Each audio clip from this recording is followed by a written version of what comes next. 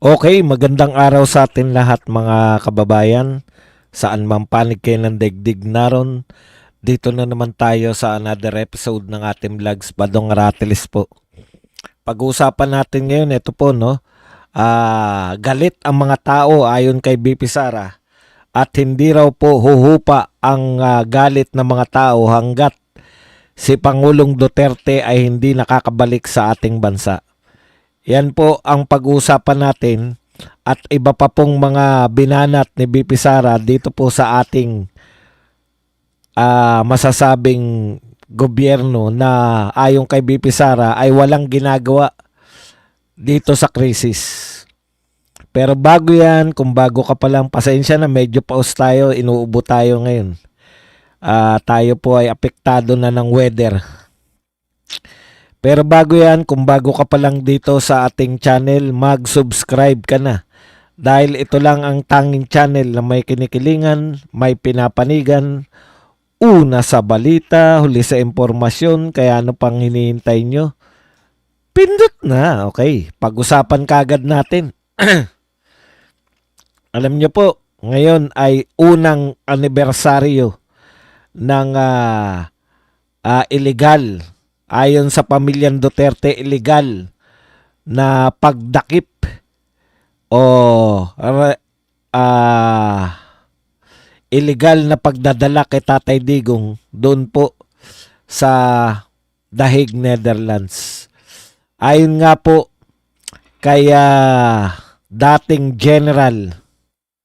Asan na ba si dating general? Aba, hindi ko yata natantosan yung kay general Alam ko tinantusan ko yun Bakit nawala?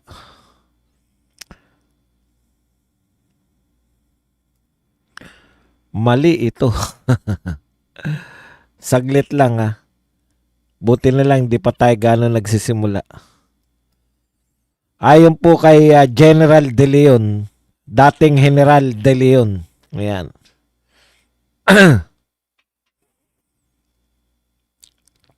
Ito po ay maaari nating ituring ang March 11 ay maaalala bilang araw ng kahihiyan. Ayan. Ayon po kay retired General Orlando De Leon, bakit ito tinawag niyang bilang araw ng kahihiyan? Kasi isinuko po ng mga traidor sa bayan ang isang Pilipino sa isang dayuhang entidad sa paraang lubhang kasuklam-suklam. Lalo pang nagiging kahiyahiya ang Marso 11. Yun po yung una, no? Nakakahiya pa po ang Marso 11 dahil tila walang kakayahan ng bansa na agad matulungan ang mga OFW na naipit sa gitna ng digmaan. Samantalang ang ibang bansa ay agad na nagpakilos ng kanilang kakayahan upang iligtas ang kanilang mamamayan. Ang tanging mga mamamayang napoprotektahan ng bansang ito ay mga magnanakaw at terorista. Ang tindi po ng pahayag na yan ni retired General Orlando De Leon. Correct po, nakakahiya po. Paulit-ulit na nating sinasabi na nakakahiya. Yung isinuko natin, yung dating Pangulo, wala pong ibang bansa na gagawa niyan. Tanging Pilipinas lang at tanging sa panahon lang ni Marcos naganap yan.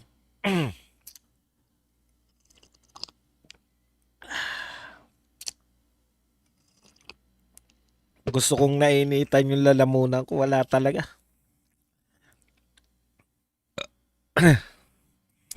Okay. Isang taon, Marso 11. Kanina nakikinig nga ako sa birada Okay po yung panukala nila yun na talagang, alam ko pag naging bayani na si Tatay Digong, yung March 11 na yan, may malaki po yung impact niyan. Kikilalanin po ng bansa natin yan. Hindi naman ako katulad ni Ping Lacson na manghuhula. Pero mas malamang naman po na mas importante yan kaysa sa mga pinag-uusapan natin ngayon. Okay, ayon po kay BP Sara, galit, no? Galit ang mga Pilipino, galit ang mga tao. At hindi po huhupa ang galit. Ito yung sinabi niya. Ito mga sinabi po ito ni BP Sara doon po sa San Pedro Cathedral, kung saan po nagkaroon ng misa para kay Tatay Digong. Galit ang mga tao. Excuse me po. Isang taon na silang galit at hindi humuhupa yung galit hanggang hindi maibalik dito sa Pilipinas si dating Pangulong Duterte. Yan po ay sama-sama pong katraydoran, sama-sama pong pagtataksil ng mga nasa gobyerno. May panahon pa nga na talagang kala mo ginawang normal na tamang sumunod sa ICC.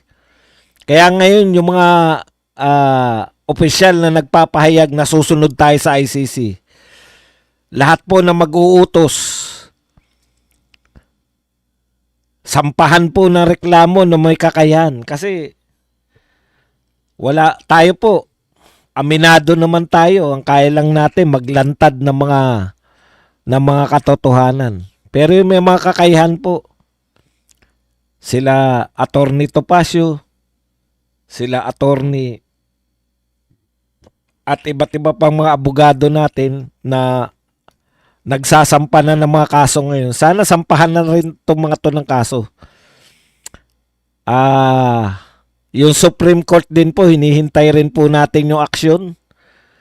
Hindi na po to agaran eh. Mag-iisang taon na po na sana umaksyon na po kayo.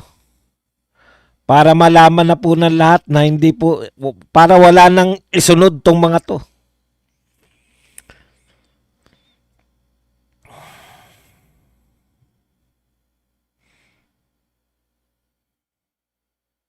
Okay. Okay lang ba yung sounds natin? Parang hindi magandang Teka lang, saglit lang. Dagdagan ko ng filter.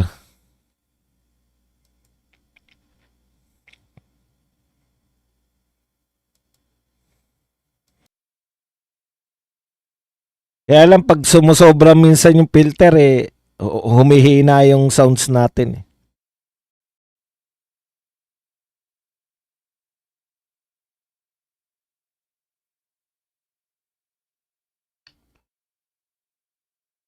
Okay mga kapatid, alam nyo, ang pakiusap ko lang sa inyo, alagaan din natin ang mga katawan natin, baka nagpapa-stress na tayo masyado eh. Kung sila po stress dahil sa mga ginagawa nilang kalokohan, wag po tayong, kaya sila nangangayayat. Wag naman tayong sumama sila. Sila, dapat lang ma-stress kasi may ginawa silang kalokohan. Nagpayaman po sila. Magnanakaw po sila. Tayo po, nai-stress lang tayo dahil sa attitude nila. Pero wag po kayong, hindi po totoo na hindi sila apektado. Apektado po yan. Wag naman po tayong magpa-apekto rin. Dapat sila lang, di ba? Dapat yung nakakarma sila lang. Bakit tayo makikisama na papa-stress tayo sa buhay nila? Okay, ano-ano po ang mga marami pong sinabi si BP Sara, isa-isahin po natin. Pero ito po ay sinamarize na sa atin, kaya English na.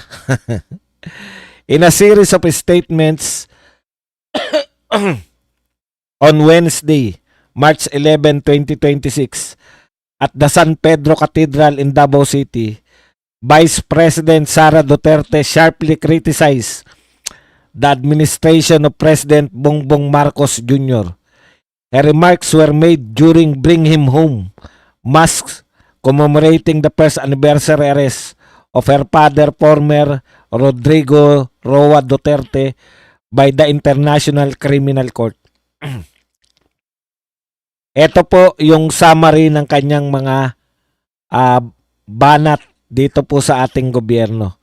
Una po, ang pagpapakulong nila kay Duterte, kay Tatay Digong, ay maliwanag na betrayal at kidnapping. Yan po ang description ni BP Sara dahil po sa ginawa sa kanyang tatay na extraordinary rendition or kidnapping. Sabi po ni BP Sara, sinurrender ng ating pamahalaan ang isang Filipino citizen sa isang foreign power. Ito po ay tahasang paglabag sa ating soberenya.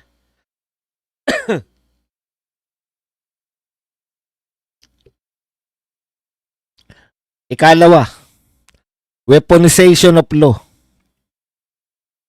Ayon kay BP Sara, ang batas daw po ay hindi dapat ginagamit laban sa politika at personal na interes. So yung mga batas, lalo na po yung mga batas labas sa Pilipinas, international law, dapat hindi po yung ginagamit na panlaban sa mga kalaban sa politika. At eto pa po, ayon rin kay BP Sara, wala pa pong napapanagot dito po sa mga katiwalian o sa corruption mula po nung 2023, 2024, 2025 national budget na ang karamihan po ay ang pinakamalaki pong budget o pinakamalaking corruption ay naganap dito po sa flood control. Ito pa po ang sinabi ni BP Sara dito naman po sa ambush interview. Binanatan ni BP Sara ang BBM administration dahil po sa kakulangan sa paghanda. Wala pong tulong na nabibigay ngayon. Wala pong plano kung paano po itatakas, papauwiin yung mga, kung lalala pa po yung digmaan, at mas lalong walang plano para dito sa Pilipinas yung impact naman. Yan ang problema ng ating gobyerno. Kawalan talaga, hindi paulit-ulit na, hindi talaga marunong maging presidente. Yan ang sinabi ni BP Sara noon. Hanggang ngayon, napapatunayan natin. Hindi marunong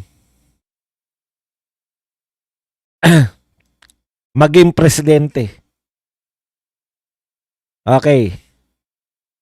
Sabi ni BP Sara, matagal nang may conflict sa Middle East. Naalala natin yan, di ba? Yung Iran. Yan, doon pa lang, yung sa mga Israel pa lang, di ba? Hindi naman po natigil yung tension dyan eh. Ang problema, hindi nga natitigil yung tension, pero bakit wala pong contingency, wala pong plano yung pamahalaan just in case na mas lumala pa.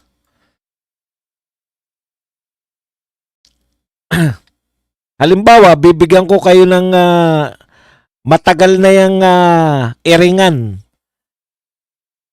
Actually, binomba na ng US yan, di ba? Yung Iranian yung mga Iranian na nuclear facilities. Hindi lang pumalag yung Iran. Pero itong ginawa ng US na tinira na US-Israel forces, tinira na yung kanilang leader, ibang usapan na po yun.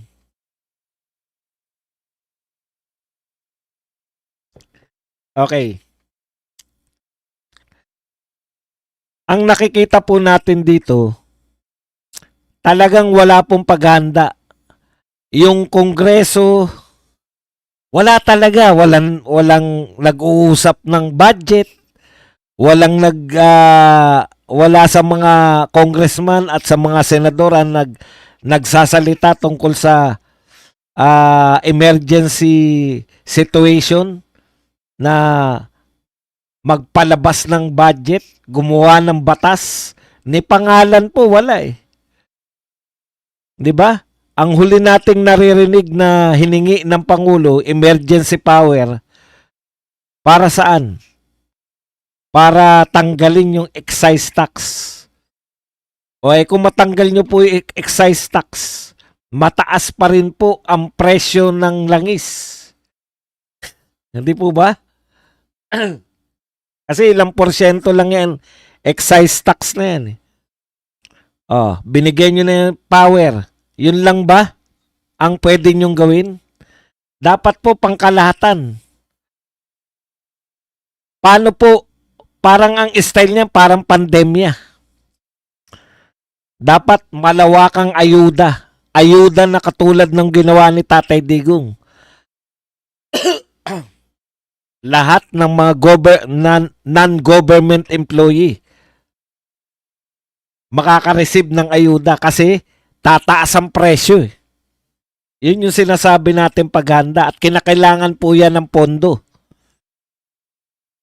Sana naririnig natin yung Pangulo na may panukala siya. Style Digong. Imagine niyo mas malawak po ang pinsala noong pandemic. Pero tignan nyo naman po yung response ni Tatay Digong. Ito po, kayang-kaya sana eh. Kaya lang, patay-patay.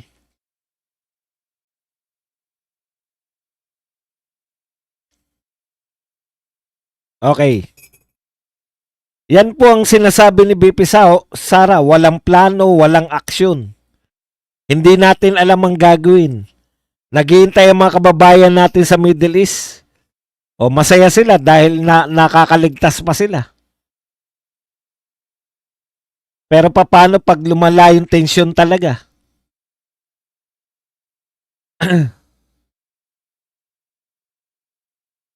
Ngayon, instead po na ito ang asikasuhin ng ating Pangulo, nagpunta po sa New York. Dalawa po ang pinuntahan niya ron. Una, nagsalita siya sa Women's Summit. Women's Summit po. Na wala namang dumalo kahit na isang state leader. Wala pong ibang presidente, wala pong ibang prime minister na dumalo ron. Selebrasyon lang po yun ng para sa kababaihan. Yun lang po yun. Hindi naman po siya advocate, hindi naman po siya babae. Bakit po siya naroon? Hindi rin naman po siya advocate ng mga kababaihan. So wala po talaga. Projection lang. Gusto lang nila ipakita. Nahahangaan siya ng tao. Lahat kay BBM optics eh. Optics, mahilig sa optics. Nagsalita ako sa UN. Ano naman ang sinalita mo sa UN? Tungkol sa kababaihan. Wala pong masama na magsalita ka tungkol sa kababaihan. Pero, bawat sentimo ngayon, dapat tinitipid ng mga tao. Yan po ang pinagkakabalan. Isa pa pong pinagkakabalan. Nangangampanya para mahalal sa maging member tayo ng non-permanent security council member. Kasi every 2 years, naglalagay po ng non-permanent position ng Security Council. Sa totoo lang po, optics lang din po yun. Wala pong tunay na power yun. Ang may tunay na power lang po, yung 5 permanent member ng Security Council. Mapasama ka maboto ka, dahil nangampanya ka, binoto ka. Ano po silbi nun? Pangmatagalan. Wala po. Magiging proud ka lang. Kasi binoto ka eh. Sa non-permanent member ng Security Council. Pero yung actual na power, naroon lang po sa 5 permanent member. Hindi po natin kailangan yan mga optics na ganyan. Wala po tayong mahihita dyan. Kasi po, bago tayo maghangad na mapamember ng Security Council, alam niyo po ba yung trabaho ng Security Council? Yung pinunta pa na isa doon ni Bongbong, nangangampanya para doon. Isi-secure niya po yung buong mundo. Isi-secure niya po yung lahat po ng member ng United Nations. Hindi mo nga ma-secure yung sarili natin eh. Yun nga pong panggigit-git ng China, pambobomba ng water cannon, hindi mo na kayang lutasin. Mula nung umupo ka sa pwesto, meron na tayong issue ng water cannon sa China. Hindi mo kayang lutasin. Magme-member ka pa ng Security Council na ang lulutasin nyo na ay mga sigalot na sa buong mundo. Yung sigalot nga natin sa isang bansa, hindi mo kayang lutasin eh. Gusto mo pang lutasin yung sigalot sa buong mundo? Maganda po yan. Pwede mong maipagmalaki yan. Nanalo tayo na non-permanent member ng Security Council. After 2 years, tatanggalin ka na. Maganda po yan. Pangmasahe sa ego. Napakarami natin problema. Uunahin mo pa na mag-member ng Security Council na ang trabaho ay payapain ang mga nag-aaway na bansa sa buong mundo. Hindi mo nga maawat si Tariel eh. Yung problema nga natin sa China, hindi mo malutas-lutas eh. Gusto mo pa lutasin yung problema ng kaguluhan sa buong mundo. Diyan po abala ang ating, at siyempre ang walang kamatayang party-party. Hindi po pwedeng mawala ang party sa Malacanang. Ano naman po ang pinagkakaabalahan ng Senado, ng Kongreso? Ang walang kamatayang anti-dynasty bill. Marubdob na naglalaban-laban pa, nag-aaway-away pa para sa anti-dynasty bill. Hindi ko po alam kung bakit urgent na urgent. Ang urgent po, gumawa kayo ng batas para magkapondo yung lahat ng mga Pilipino maapektuhan ng pagtaas ng presyo ng langis, tataas ang presyo ng bilihin, mapondohan yung bawat Pilipino direkta, mayaman, middle class hanggang sa mahihirap. Gumawa kayo ng batas paano matutulungan mula sa mga mahihirap hanggang middle class na makasurvive sa inaasahang pagtaas ng presyo ng lahat ng bilihin. Hindi yung kung ano-ano mga pinagkakabalahan ninyo. At syempre, ang walang kamatayang impeachment ni BP Sara. Gustong-gusto po nilang impeach si BP Sara. Kasi akala nila may pambigay pang maleta sa kanila eh. Naghihintay ba kayo ng Manila paper o maleta? Wala na po. Yung suggestion ni BP Sara nga na magpadala tayo ng eroplano doon. Ang sagot kagad ni Anticler, imposible daw. Imposible sa atin. Pero lahat ng bansa nagpapadala na ron. Eto po. Nainip na yung ano. Eto real talk. May nainip na pong bansa sa bagal natin. Nag-volunteer na po ang Singapore. Singapore nag-alok ng tulong sa pagpapauwi ng mga Pilipinong naipit sa Saudi Arabia. Ayon sa Singapore Ambassador to Manila, Constancy, ipinaabot ng Singaporean government sa DFA ng Pilipinas ang alok na maaring isakay ang mga Pilipino sa military aircraft ng Singapore na ipinapadala sa Middle East upang ilikas ang kanilang sariling mamamayan. So nagpapadala po ng mga military aircraft ang Singapore sa Middle East. Meron din po tayo nun, mga C-130 na tinatawag. Okay.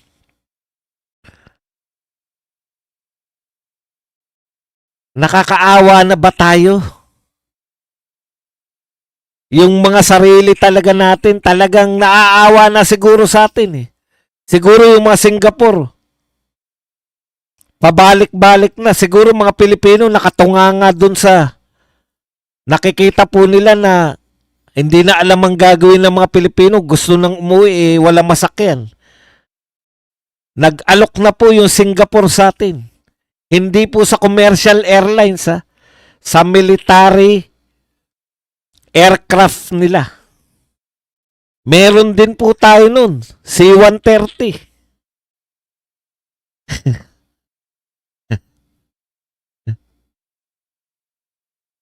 Thank you very much kay Bayona TV sa pag-member ng 56 months. Pag humingi si Trump ng tulong militar, ipapadala mga sundalo natin frontline laban sa Iran. Yari tayo dyan. Pwede po nilang gawin yun. Bakit? Yan po yung ano natin eh. Yan po, yan po yung treaty natin. Pag nasa gera ang United States, tutulong po tayo.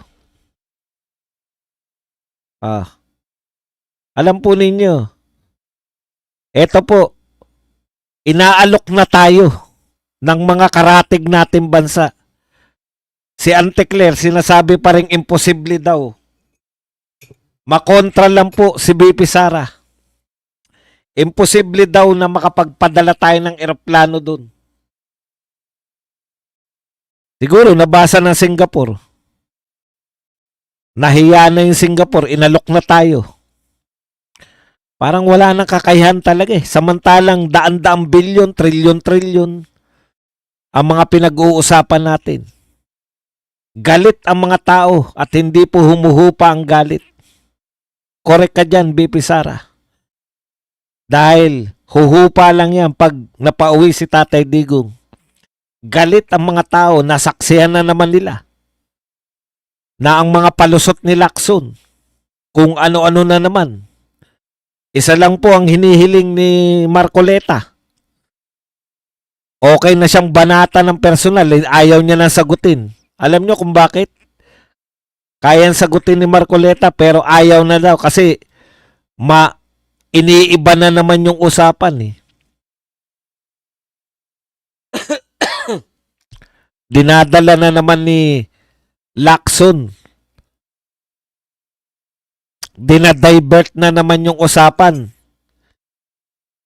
Pwede mo bang i-divert yung problema ng flood control kay Marcoleta? Kasi si Marcoleta pro-China. Kasi si Marcoleta pro-Diskaya. Simple lang po ang hiling. Senator Lacson, bakit ayaw mong mag-imbestiga? Kung gusto mong pabulaanan yung sinasabi ng... Alam mo kung bakit? Tama sila Marcoleta eh. Inuunahan niya, halimbawa sinasabi niya, mathematically impossible.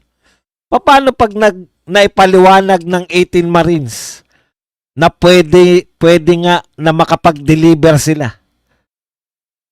Paano pag naipaliwanag nila kung paano nila dinideliver? Lalabas na nagsisinungaling si Ping Lacson. Kasi inunahan niya na imposible.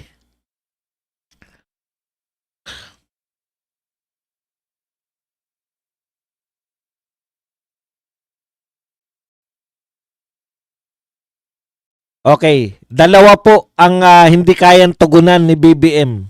Inuna pa. Gusto pa tayong mag-member. Huwag niyo po kaming iboto dyan. Lalaki lang lalo ulo niyan. Sarili nga namin problema, hindi namin malutas eh. Makikialam pa tayo dyan sa Security Council na yan. Ipaubayan nyo na yan sa mga mayayamang bansa. Okay. Dalawa po ang hindi kayang lutasin ni BBM.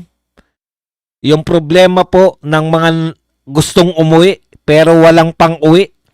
Ikalawa, yung sitwasyon po dito sa Pilipinas, wala tayong naririnig na solusyon.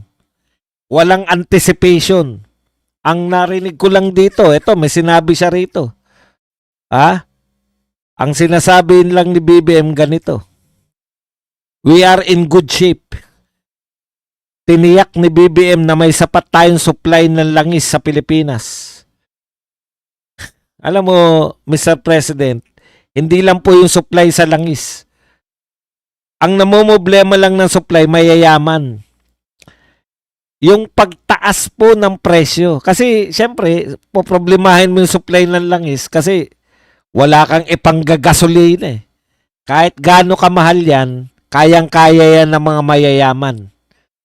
Pero ang problema natin, tayong mga mahirap, tataas ang presyo ng lahat ng bilihin sa Pilipinas. Ano ang solusyon mo doon, Mr. President? Kahit po yung mga pansamantala lang, dyan po kinakailangan yung pagbibigay ng ayuda.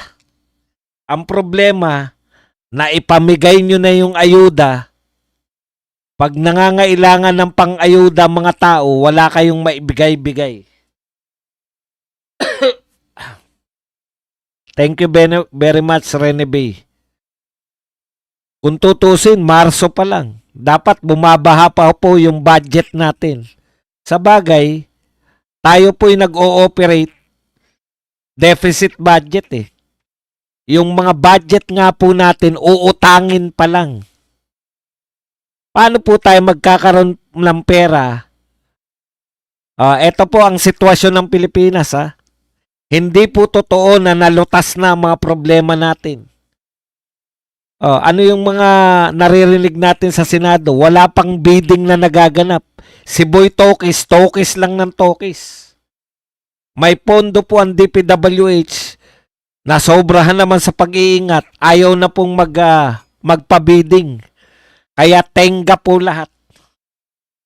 Mga PI kayo. Boy Tokis, wala kang silbi. Tokis ka ng tokis. Ang tinutokis nyo una, December. May magpapasko sa kulungan. Thank you very much, Rene Bay, sa 10 AED.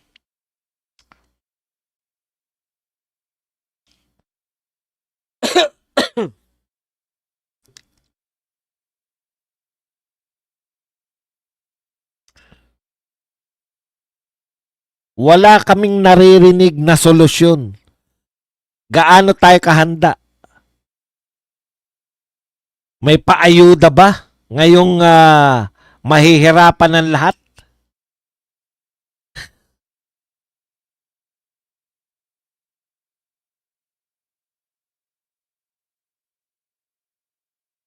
Banat lang ng banat kay BP Sara. Impeach lang ng impeach.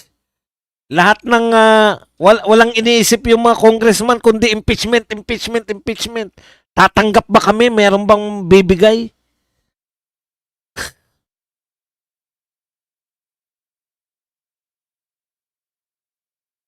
On the way pa raw yung iba. Bala daw ma-stack pa sa ilan. Bugok talaga. Talagang talagang mabubwisit ka na lang eh. Nitawa, hindi mo na magawang tawanan sila sa sobrang kapalpakan. Sabi nga ni BP Sara, dapat 2022 pa lang, naghanda na.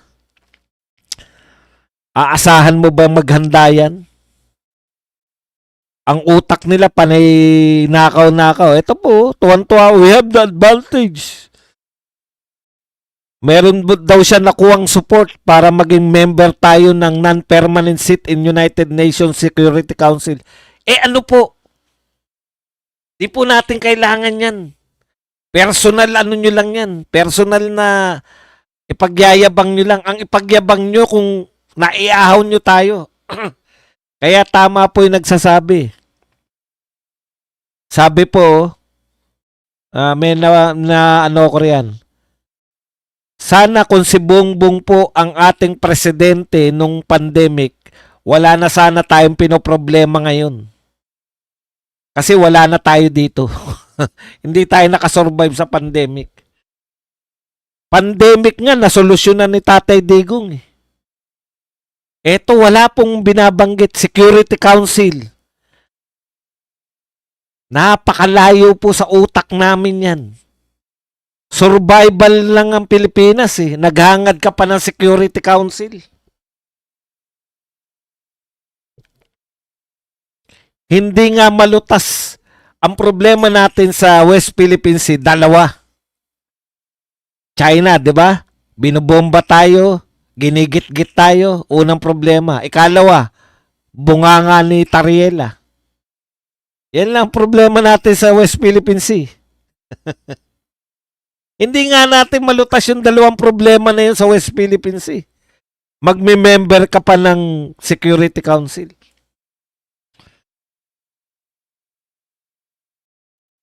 Nag-aksaya lang po kayo dyan ng pera. Sa totoo lang po.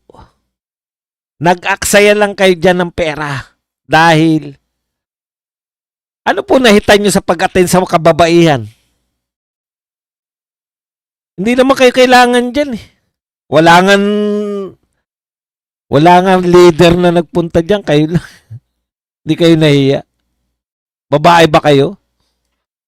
Eh kung may mahigpit pa dun, kasi kung merong utak ng parang Gabriela ron eh, question pa, bakit po nag-speech dito sa Women's Summit ay isang lalaki? Pati ba naman tong araw namin? Minsan na lang kaming may araw ng, hindi po ba?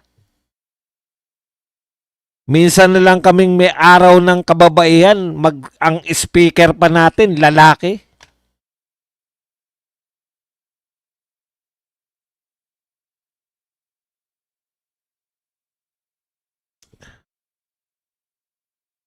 Magpapaano ng walang epal. Huwag kayong mag-epal sa mga proyekto. Wala nga proyekto. Ano epala nila? Wala nga proyekto. Eh, ikaw ang numero unong epal eh. BBM. Build Better More. BBM. 20 bigas. 20 bigas more. BBM. Bayan, babangon more. BBM. Panay BBM yung proyekto mo eh. Yan ang anti-epal.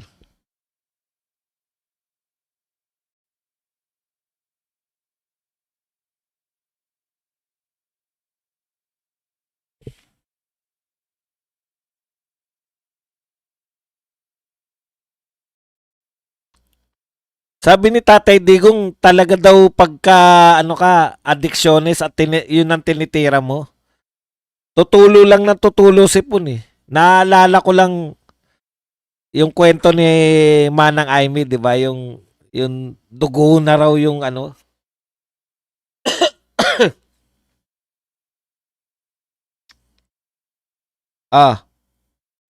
Teka, tignan natin baka meron pa tayong nakaligtaan na. Ako, barado na ilong ko eh.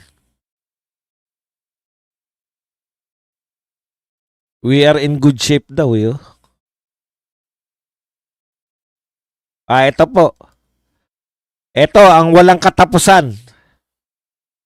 Kinokontrol nitong dalawa na to. Trillanes said Dutertes are the ones most benefiting from this narrative. Handiwork, why Dilima Trillanes think?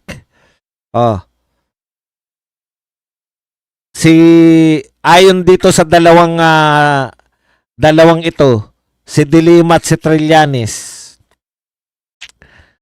ang nasa likod daw, ang nasa likod daw po ng 18 Marines ay si Duterte. Yung nakakulong na si Duterte, siya pa rin ang nasa likod. Ang husay talaga ni Tatay Digong, you know. Biruin mo, nakakulong na't lahat. Siya pa rin ang nasa likod ng 18 Marines. Alam nyo, buti pa sabihin nyo na lang na si Saldico, mas kapani-paniwala pa eh. Bakit? Tauhan niya yan, di ba? Tauhan niya yung mga yan. Ikalawa, bumabanat na si Saldico sa gobyerno.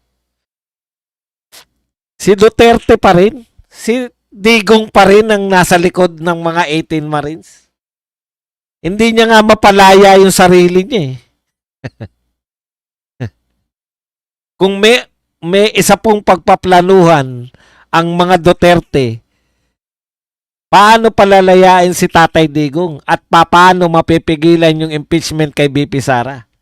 Hindi na po nila kinakailangan yung 18 Marines na yan. Para saan po yung 18 Marines? Di po ba?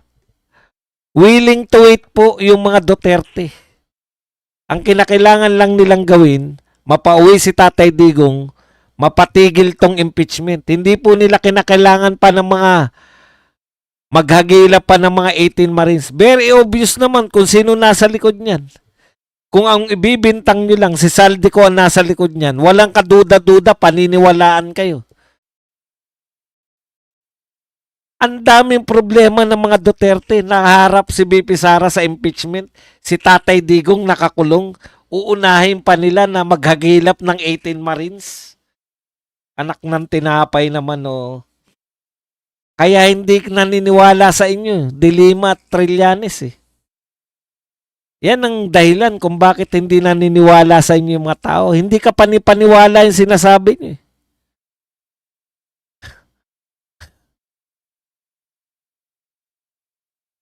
Mas pinaniniwalaan ng taong bayan yung 18 Marines. Di ba? Kayo, sino pinaniniwalaan nyo? Si Trillanes saka si Dilima o 18 Marines? Bakit kinakailangan nyo ba lagi na may behind? Bakit kinakailangan idamay nyo pa si Duterte? Hindi ko po sinasabi na masama po yung ginagawa ng 18 Marines. Kaya lang, gustuhin man naming sabihin na si Duterte nga yan, imposible po, eh. Kasi sa kanila, sa paniniwala nila, pag nabanggit na si Duterte, okay na. Okay na po yan sa mga followers nila. Hindi magnanakaw yan si Dilima, hindi totoong nabigyan niya kasi si Duterte lang pala may pakana, eh. Matagal nang galit si Duterte kay Dilima, eh. Hindi talaga nabigyan niyan si Trillanes kasi kagagawan pala ng Duterte. Hindi naman naniniwala yung mga pro-Duterte sa inyo, eh. Kaya kayo nagbibigay ng katwiran kasi baka maniwala pati yung mga kaalyado nyo. Yung mga Marcos loyalist baka maniwala sa inyo. Dilawan kayo, eh. Hindi ba? Kinakailangan nyo na mga tuwiran ng ganyan para papaniwalain yung mga supporter nyo. Yun lang naman yung keyword nila, eh. Pag dinamay nyo na si Duterte, hindi na sila paghihinalaan na sila ay nakatanggap ng maleta, nakatanggap na, teka lang pala. Saan nanggagaling yung pondo mo, Trillanes, kung wala kang tinatanggap na pondo? Saan galing yung pondo mo na para sa mga testigo, para sa papunta pa roon sa Netherlands? Hindi po mura yun.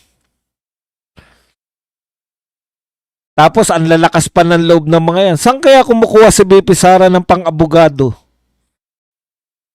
Huwag nyo nang problemahin yun. Ang problemahin nyo sa lakas ng abogado ni BP Sara. Ang problemahin nyo, paano nyo mailulusot yung mga pinagsasabi ninyo? Paano nyo palulusotin? Hindi na kasi po yan, eh. Yang ginagawa nila impeachment, hindi na po nila pwedeng sabihin na, teka muna, bawal lang magsalita ang abogado rito. Hindi po ano yan, eh.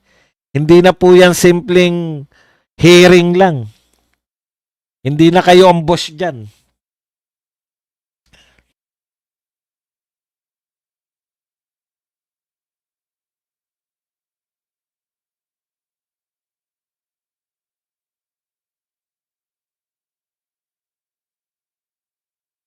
Yan lang po ang ating topic. Pwede na kayo magtanong, magbigay ng reaksyon at tigit sa